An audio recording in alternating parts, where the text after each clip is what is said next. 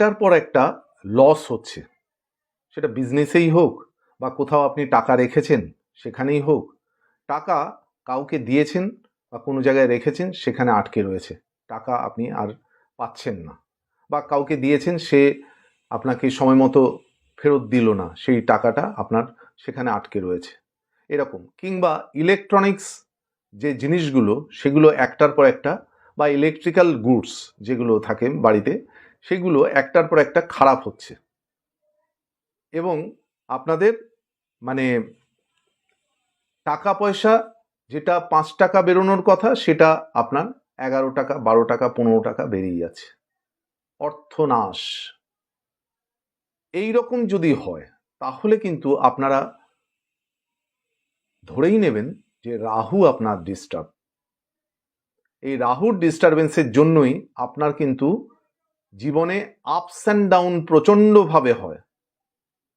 আপনি চলছেন, এমন একটা সময় এলো যে আপনি একদম মুখ থুবড়ে পড়লেন, মানে একদম ডাউনফল।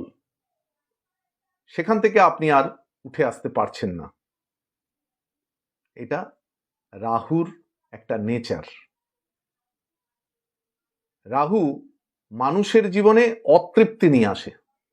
আপনি খাচ্ছেন কিন্তু আপনার তৃপ্তি নেই, আপনি জামা কাপড় পরছেন, খুব কস্টলি ব্র্যান্ডেড জিনিসপত্র পরছেন, কিন্তু আপনার স্যাটিসফ্যাকশন নেই। রাহু করায়। তাহলে এই যে রাহু আপনার অর্থ নষ্ট করে দিল, আপনার অর্থ বেশি খরচ করিয়ে দেওয়া, অর্থ আটকে রাখা, অর্থ আটকে রয়েছে, সেখান থেকে আপনি আর ফেরত পাচ্ছেন না, কেউ নিয়ে টাকা আটকে রেখেছে, বা ব্যবসায় আপনি লস খেয়ে গেলেন, প্রচুর টাকা আপনি বাকি দিয়ে ফেলেছেন। এই যে ব্যাপারগুলো, এগুলো কিন্তু রাহু। এই রাহুর প্রকোপ থেকে কিভাবে মন্ত্রমুগ্ধভাবে বেরিয়ে আসবেন, একদম এমন একটা টিপস আমি বলে দিচ্ছি আজকে। এই টিপসটা করে দেখুন, আপনারা খুব ভালো রেজাল্ট পাবেন। এবং এই টিপসটা শুধু আপনার জন্য নয়, আপনি আপনার প্রিয়জনকেও শেয়ার করুন, তারাও যাতে উপকৃত হয়। কি করবেন? মাটির একটা গামলা নিন, তার মধ্যে মাটি দিন, মাটি আগে বিছিয়ে দিন, মাটি রাখুন। মাটিটা রেখে তার মধ্যে আপনি তার আগের দিন ধনে কিছুটা আপনি একটা মানে একটা ন্যাকড়ার মধ্যে ভিজে ধনে ওর মধ্যে রেখে দিন। পরের দিন আপনি ওই ধনেটা ওই মাটির মধ্যে ছিটিয়ে দিন। ছিটিয়ে দেওয়ার পর সেটা আপনি ঠাকুরের সিংহাসন যেখানে থাকে তার বাঁ দিকে কোনো জায়গা করে ওটা রেখে দিন। আর দিনের বেলা একটু রোদের দিকে রাখুন। কিছুদিন বাদে, কয়েকদিন বাদেই দেখবেন, আর একটা জিনিস করলে খুব ভালো হয়, সেটা হচ্ছে রাহুর মন্ত্রটা যদি পাঠ করতে পারেন এই সময়, ওং ওইং হ্রিং রা হবে নমঃ। আর কিছুদিন বাদে দেখবেন ধনে থেকে অঙ্কুর হয়েছে।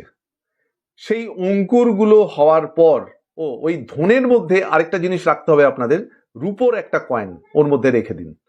এইবার যখন এই অঙ্কুর বেরোলো, তখন আপনি ওই যে কয়েনটা, ওই কয়েনটা তুলে নিন, সেটা লাল কাপড়ে আপনি আপনার ক্যাশ বাক্সে বা যেখানে আপনি টাকা পয়সা রাখেন সেখানে রাখুন।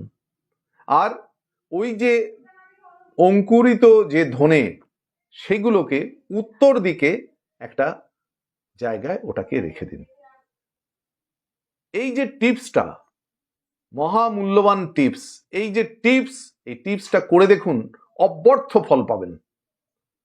রাহুর যে প্রকোপ, সেই রাহুর প্রকোপ থেকে আপনারা দারুণভাবে রেজাল্ট পাবেন, মানে বেঁচে যাবেন। এবং আপনারা বুঝতে পারবেন যে হ্যাঁ, এস কুমার যে টিপসটা দিয়েছে, আমি টিপসটা থেকে কিন্তু যথেষ্ট উপকার পেলাম।